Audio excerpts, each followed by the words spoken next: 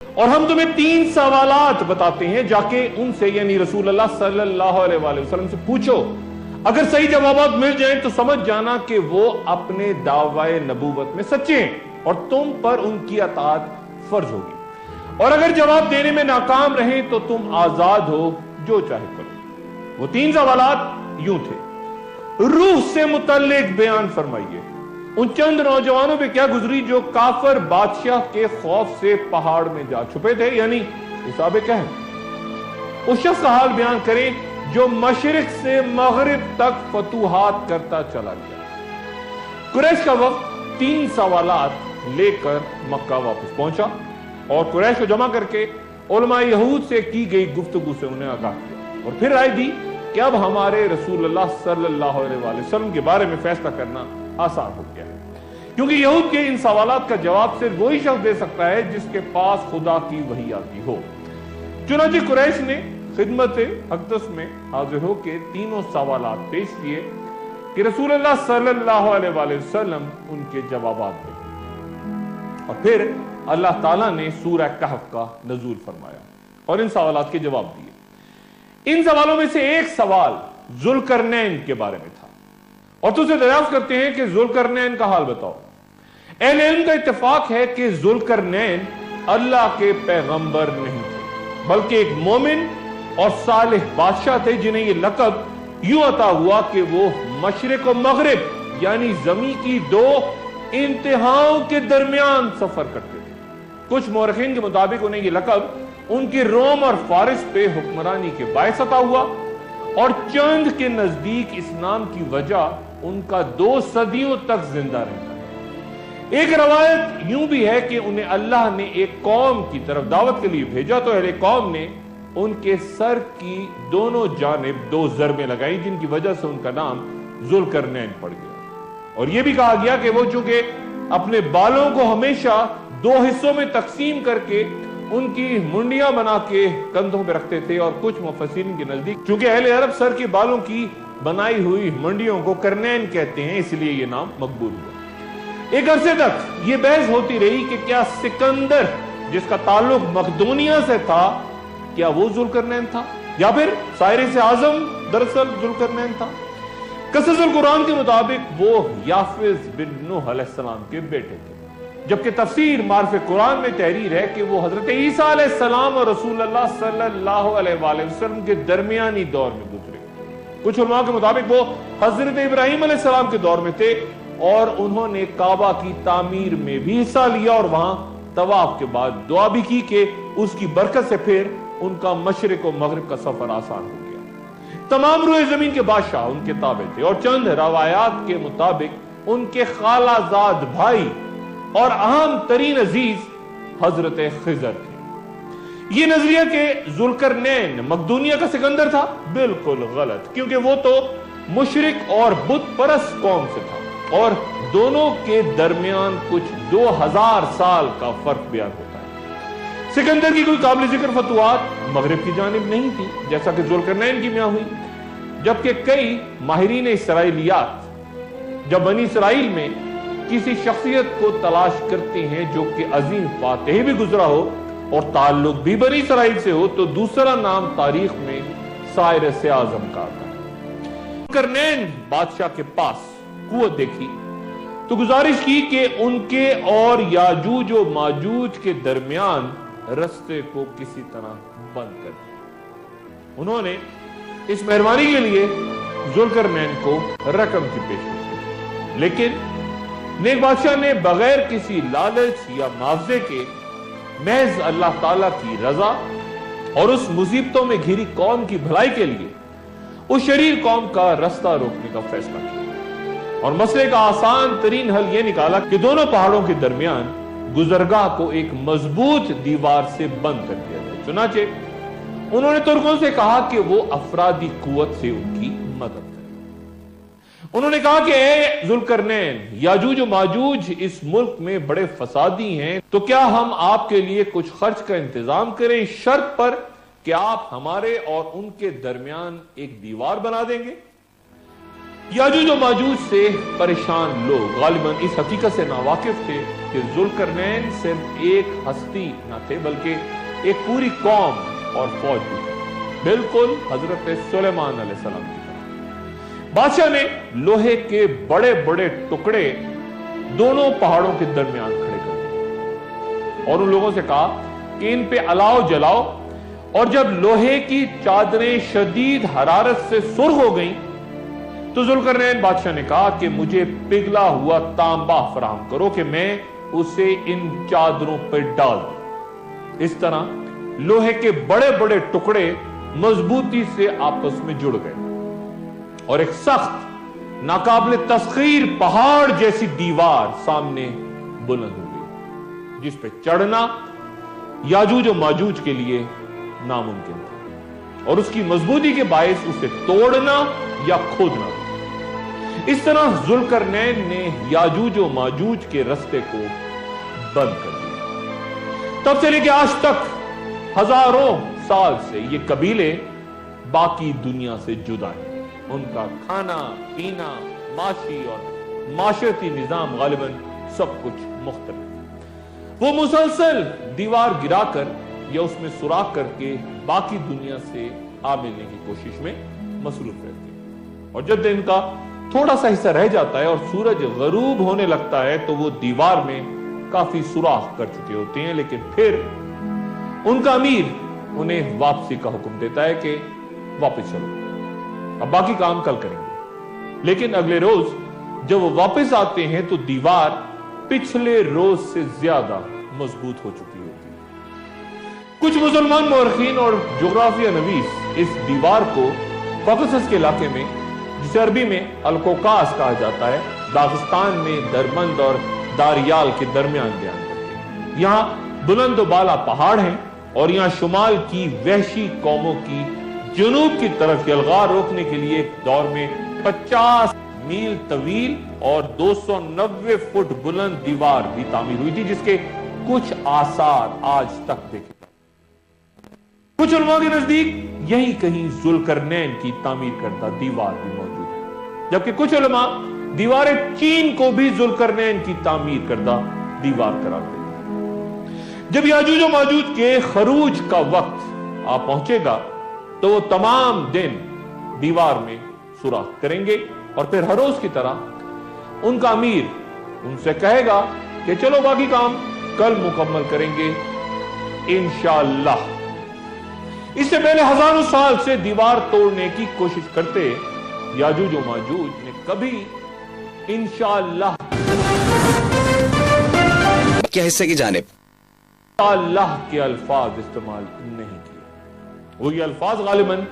فراموش کر چکے، لیکن ان مبارک الفاظ کی ادائیگی کے بعد جب اگلے روز یاجوج و ماجوج واپس آئیں گے تو دیوار میں موجود سوراخ ہر روز کے برخلاف، جبکہ وہ خود بخود بند ہو جاتا ہے، اپنی جگہ موجود ہوگا، اسی طرح جہاں اور جس جگہ وہ ایک روز پہلے چھوڑ کے گئے تھے۔ انتہائی پرجوش یاجوج و ماجوج تیزی سے اس دیوار کو اسی سوراخ کی جگہ سے دوبارہ توڑنے کی کوشش کریں گے، اور سورج غروب ہونے سے پہلے ہزاروں سال سے تعمیر وہ مضبوط دیوار جسے ذوالقرنین نے تعمیر کیا تھا، یہ شریر قوم اس سے آگے نہ بڑھ سکی تھی، وہ دیوار زمیں بوس ہو گئی اور یاجوج و ماجوج کا خروج ہوگا۔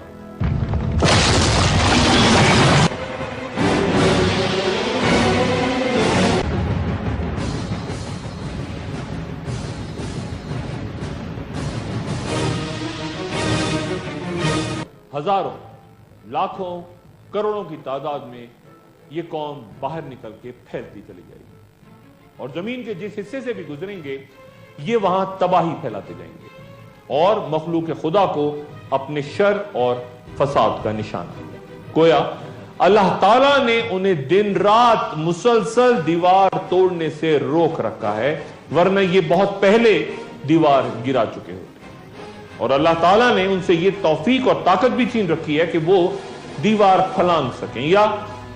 انشاءاللہ کہہ سکیں۔ علماء کا کہنا ہے کہ ان کے امیر کی زبان پہ انشاءاللہ کے الفاظ اچانک اور ان کے معنی جانے بغیر وقت مقررہ پر آ جائیں گے۔ ان کا پہلا گروہ جب بھاگتا ہوا جھیل تبریہ سے گزرے گا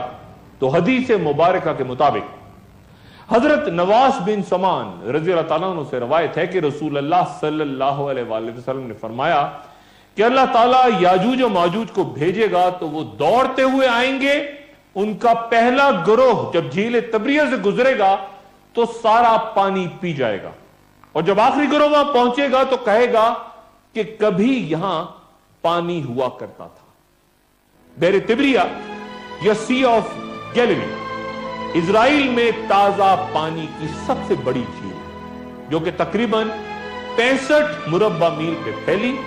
اور 141 فٹ تک گہری ہے۔ اس کا زیادہ تر پانی دریائے اردن سے آتا ہے، اور جھیل کا ذکر توریت اور انجیل دونوں میں ملتا ہے، اور حضرت عیسیٰ علیہ السلام نے اپنی زندگی کا بڑا حصہ اسی جھیل کے ساحلوں پہ گزارا اپنے حواریوں کے ساتھ۔ 1964 میں شام نے جھیل کے پانی کو کم کرنے کے لیے ہیڈ واٹر ڈائیورژن پلانٹ نصب کر دیا، جس کے نتیجے میں بحر تبریہ کی جھیل میں تیزی سے پانی کی سطح آمد کم ہونے کی وجہ سے گرتی چلی گئی۔ تمام خطے میں شدید کشیدگی پھیل گئی۔ تمام مشرقی وسطی نے اور اسرائیل نے الزام لگایا کہ یہ اس سے ختم کرنے کے لیے ایک سازش کی گئی ہے۔ کئی مذاکرات عالمی قوتوں نے اس تنازع کے حل کے لیے کروانے کی کوشش کی، لیکن کوئی نتیجہ سامنے نہیں آیا، اور پھر 1967 میں عرب اسرائیل جنگ کی ایک بنیادی وجہ اس جھیل کا پانی بھی تھا۔ جنگ کے دوران اسرائیل نے شام کی گولان پہاڑیوں پہ قبضہ کر لیا، اور جنگ بندی کے بعد ہر سال اسرائیل اردن امن معاہدے کے تحت بہت سا پانی جھیل میں چھوڑا جاتا ہے، اور ہر روز اسرائیلی حکومت پانی کی سطح یعنی یہ بتانے کے لیے کہ جھیل میں پانی کتنا ہے اس وقت اپنی ویب سائٹ پہ اعداد و شمار جاری کرتی ہے، لیکن سرکاری اعداد و شمار سے قطع نظر رفتہ رفتہ اس جھیل کی سطح یعنی اس میں پانی کم ہوتا جا رہا ہے، سطح گر رہی ہے۔ اس علاقے سے گزر کے یاجوج و ماجوج جبل حمر تک پہنچیں گے، جو کہ دراصل بیت المقدس ہے۔ قتل و غارت کرتے، فتنہ پھیلاتے یاجوج و ماجوج کے مرد، عورتیں اور بچے پھر اعلان کریں گے کہ جس طرح زمین پر ہمارا قبضہ ہو چکا، اس طرح اب ہم آسمانوں پر بھی قبضہ کریں گے۔ اس دوران کفر اس حد تک بڑھ جائے گا کہ وہ آسمانوں کی جانب تیر چلانا شروع کر دیں گے، جو کہ خون سے رنگین ہو کے واپس زمین پہ گریں گے، اور تب حضرت عیسیٰ علیہ السلام تک یہ خبر پہنچے گی کہ وہ قوم نکل چکی جس سے لڑنے کی طاقت کسی کے پاس نہیں۔ اس لیے آپ یا تو اپنے ساتھیوں کے ساتھ کوہ طور کی طرف نکل جائیں یا پھر قلعہ بند ہو جائیں، اور پھر یاجوج و ماجوج کی ہر طرف سے یلغار کے سامنے ساتھیوں کے ہمراہ شدید بھوک اور مشکلات کے شکار حضرت عیسیٰ علیہ السلام چاروں طرف سے گھر جائیں گے، اور کسی بھی صورت یاجوج و ماجوج کو شکست دینے کے قابل نہ ہوں۔ ایک وقفہ، اور وقفے کے بعد دوبارہ حاضر ہوتے ہیں۔ خوش آمدید۔ حضرت نوح علیہ السلام کے 3 بیٹے تھے، سام جن سے عرب اور یہودی نسل چلی، حام جن کی نسل سے ایرانی، ہندوستانی، یونانی، جرمنز اور آریہ قومیں پیدا ہوئی، اور یافز جن کے 12 بیٹوں میں سے 2 کا نام یاجوج و ماجوج تھا، اور آگے ان کی نسل بھی یاجوج اور ماجوجی کہلائی۔ 2 الگ الگ قبیلے لیکن ساتھ ساتھ ہی رہا کرتے تھے۔ یاجوج و ماجوج کی آخر الزماں میں خروج کی اہمیت کا اندازہ اس بات سے لگایا جا سکتا ہے کہ اللہ تعالیٰ نے لفظ دجال قرآن شریف میں استعمال نہیں کیا، لیکن اس فساد وبا کرتی قوم کا تفصیلاً ذکر سورہ کہف میں موجود ہے، اور انہیں مفسدون فی الارض کہا گیا، یعنی اللہ نے جہاں دوسری قوموں کو چند گناہوں کا مرتکب قرار دیا ہے، یاجوج و ماجوج میں ہر قسم کی برائیاں ہوں گی، ہر قسم کا شر، مذہبی، معاشی، معاشرتی برائیاں اور قتل و غارت گری۔ ہر وہ گناہ جس کا تصور ہو سکتا ہے۔ گویا یہ ایک شیطانی قوم ہے جس میں مشرکین کفار اور برباد ہوتی عاد و سمود جیسی قوموں سے کہیں بڑھ کے اس قدر برائیاں ہیں کہ اللہ تعالیٰ نے آخر الزماں تک ان کو باقی دنیا سے الگ رکھنے کا فیصلہ کیا۔ ان کو قید کرنے والے ذوالقرنین کے نام کی ایک معنی یہ بھی لیے جاتے ہیں کہ یہ قوم چونکہ دو زمانوں میں ظاہر ہوگی، دو بار، ایک وہ زمانہ جب ذوالقرنین کا پرامن دور تھا، اور دوسرا وہ جب وہ ایسی قوت ہوں گے جن سے کوئی بھی نہ لڑ پائے گا۔ یہ بھی واضح ہے کہ پہلے بھی ذوالقرنین سے یہ قوم زیادہ طاقتور تھی، اس لیے وہ ان سے لڑے نہیں تھے، صرف ان کا رستہ روکنے کے لیے ایک دیوار بنائی تھی، اور جب ان کا خروج ہوگا تو وہ اس قدر طاقت پکڑ جائیں گے کہ دنیا میں ہر 1000 میں سے 999 افراد یاجوج و ماجوج کے ساتھ شامل ہوں گے۔ کوکسس کے وہ پہاڑ جہاں یاجوج و ماجوج کو قید کرنے کا بیان ہوا،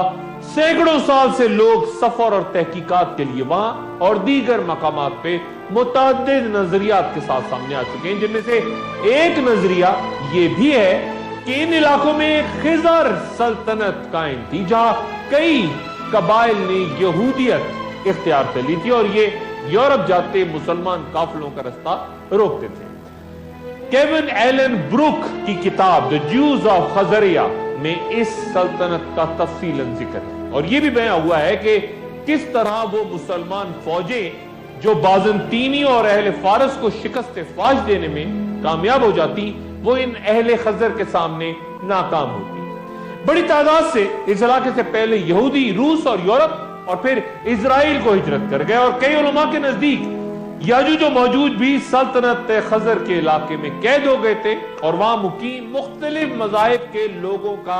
باہمی اتحاد جو آج مسلمانوں کے خلاف دنیا بھر میں ہمیں نظر آتا ہے، اس نے وہیں جنم لیا۔ ایک تشریح یاجوج و ماجوج کی جانب سے اہل زمین پہ غلبہ پانے کے بعد آسمانوں کی طرف تیر برسانے کی یہ بیان ہوتی ہے کہ یاجوج و ماجوج چونکہ آپس میں بھی لڑتے ہوں گے، اس لیے وہ اس مرحلے پہ جدید خلائی جنگ یا اسٹار وارز میں بھی الجھیں گے۔ جدید روس خزر کے باشندوں کی نسلوں کی کثرت رکھتا ہے، جبکہ ہجرت کرتے خزر یورپ، اسرائیل اور امریکہ میں عیسائیت یا یہودیت اختیار کر چکے ہیں، تو یہ بھی امکان ہو سکتا ہے کہ آخر الزماں میں روس یا رشیا کی علامت یاجوج اور مغربی اتحاد کی علامت ماجوج ہیں، جن کے درمیان بھیانک جنگ سے دنیا کی بڑی آبادی ختم ہو سکتی ہے۔ چند علماء کے نزدیک یاجوج و ماجوج مستقبل میں نہیں بلکہ خاموشی سے عرصہ دراز پہلے ہی آزاد ہو چکے ہیں، کیونکہ کہیں کوئی طویل آئینی دیوار دنیا میں نظر نہیں آتی، بلکہ وہ دنیا کے فکری اور ذہنی انتشار اور نفرتوں کا استعارہ ہے، ایک نئے ورلڈ آرڈر کی صورت میں جہاں مختلف قومیں ایک دوسرے کے مد مقابل سفارہ ہو رہی ہیں۔ جو شخصیات یاجوج و ماجوج کے خروج ہو جانے پہ بضد ہیں،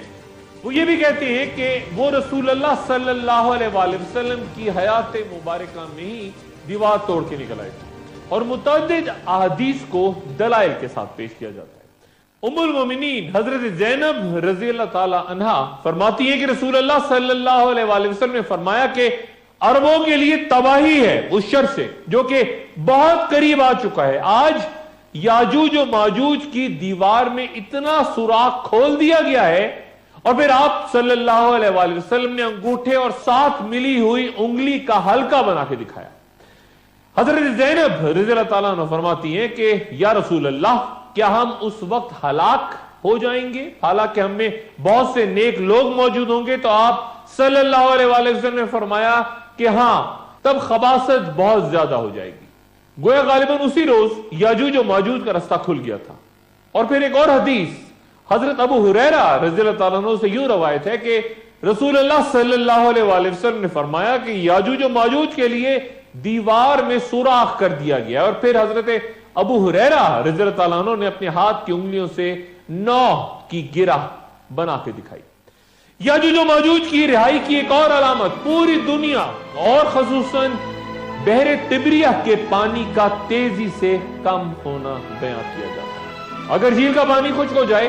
तो यहूदी समंदर के पानी को मीठा बना के इस्तेमाल कर सकते हैं, लेकिन फलस्तीनियों के पास कोई मुतबादिल मौजूद नहीं। और जैसा कि हदीस में झील का पानी याजूज और माजूज के पीने के बायस खत्म होना बयान किया गया है, तो तेजी से मौजूदा दौर में यहां पानी की कमी को भी अलामती तौर पे इस हदीस से तशबीह दी जा सकती है। और फिर याजूज और माजूज के बारे में एक और इंकिशाफ जो हमारे सामने है, जिस बस्ती को हमने तबाह कर दिया था उसके बाशिंदों पर पाबंदी है कि वो वहां नहीं जा सकते जब तक कि याजूज और माजूज ना खुल जाएं, और वो तमाम बुलंदियों से उतरते नजर आएंगे। किस बस्ती की तरफ इशारा हो रहा है जो तबाह हो गई और उसके बाशिंदों पे पाबंदी कि वहां नहीं जा सकते? ज़हन सिर्फ और सिर्फ फिर यरूशलेम की तरफ जाता है जो कई बार तबाह हुआ, लेकिन अब वहां इजरायली रियासत कायम है, यहूदी वापस आके आबाद हो चुके, और ऐसा तभी होना था जब याजूज और माजूज आजाद हो चुके। जो लोग दीवार चीन को जुल्करनैन की तामीर करदा दीवार करार देते हैं, गलती पे हैं, क्योंकि जुल्करनैन ने यह दीवार याजूज और माजूज को रोकने के लिए बनाई थी, जबकि तारीख इंसानी का नादिर नमूना दीवार चीन को वहां के हुक्मरानों ने, जो कि शुमाल मशरिकी साहिल से शुरू होकर वस्त चीन तक चली गई है, उसकी तामीर मुख्तलिफ पहाड़ों की चोटियों से होती हुई मशरिकी चीन और मगरबी चीन तक हजारों मीलों पर मुहित है, उसे शुमाल से हमलावर होते लश्करों से रोकने के लिए बनाया गया था। जबकि याजूज और माजूज की दीवार दो पहाड़ों के दरमियान उनका रास्ता रोकने के लिए बनाई गई। याजूज और माजूज की दीवार को आखिर ज़मां में अल्लाह ताला वक्त मुकर्ररा पे तोड़ेंगे, लेकिन दीवार चीन माजी में कई दफा कई मकामात पे टूट चुकी। अगर ये दीवार जुल्करनैन की तामीर करदा दीवार, याजूज और माजूज को रोकने के लिए दीवार अगर कहीं मौजूद है तो हमें नजर क्यों नहीं आती? एक वक्फे के बाद दोबारा हाजिर होते। खुशामदीद। जमीन के तमाम हिस्सों की मार्फत और उनमें मौजूद सारी मखलूकात का अहाता महज अल्लाह ताला ही के इख्तियार में है, जिसने अपने इल्म से हर चीज की लाज रखी। अगर हम याजूज और माजूज की दीवार या दज्जाल की जगह या दीगर मखलूकात को मालूम नहीं कर सकते, ढूंढ नहीं सकते, तो इसका हरगिज मतलब ये नहीं कि वो मौजूद नहीं हो सकता है। अल्लाह ताला ने खुद ही लोगों को याजूज और माजूज और उनकी दीवार को उजल रखा हो। यह भी मुमकिन है कि अल्लाह ताला ने उनके और लोगों के दरमियान बाज़ ऐसी अशिया हायल कर दी हो जो उन्हें देखने में रोकती हैं, जैसा कि बनी इसराइल के साथ हुआ जब अल्लाह ताला ने उन्हें मैदान तिया में भटकने के लिए छोड़ दिया, तो वो जमीन के एक छोटे से हिस्से में 40 साल तक भटकते रहे और लोगों को उनके बारे में इल्म ही ना हो सका, हत्ता कि वो मुद्दत ही खत्म हो गई। इस वहशतनाक सहरा में सारा दिन सारी रात वो एक ही जगह घूमते रहते, लेकिन कोई फासला, कोई मुसाफत तय नहीं करता। बिल्कुल ऐसा ही कुछ मामला बरमुदा ट्रायंगल का भी है, जिसका जिक्र आगे गुफ्तगू में आएगा। हजरत अबू हुरैरा रज़ी अल्लाह तआला अन्हु से रवायत है कि रसूल अल्लाह सल्लल्लाहु अलैहि वसल्लम ने फरमाया कि लोगों पर एक वक्त ऐसा भी आएगा कि आदमी अपने चचाजाद भाइयों और रिश्तेदारों को बुलाकर कहेंगे कि जिस जगह आसानी और सहूलत हो उस जगह कूच कर चलो, और मदीना उनके लिए बेहतर है, काश वो लोग जान लें। कसम है उस जात की जिसके कब्जे में मेरी जान है कि अल्लाह उसकी जगह वहां उसे आबाद फरमाएंगे जो उससे बेहतर होगा।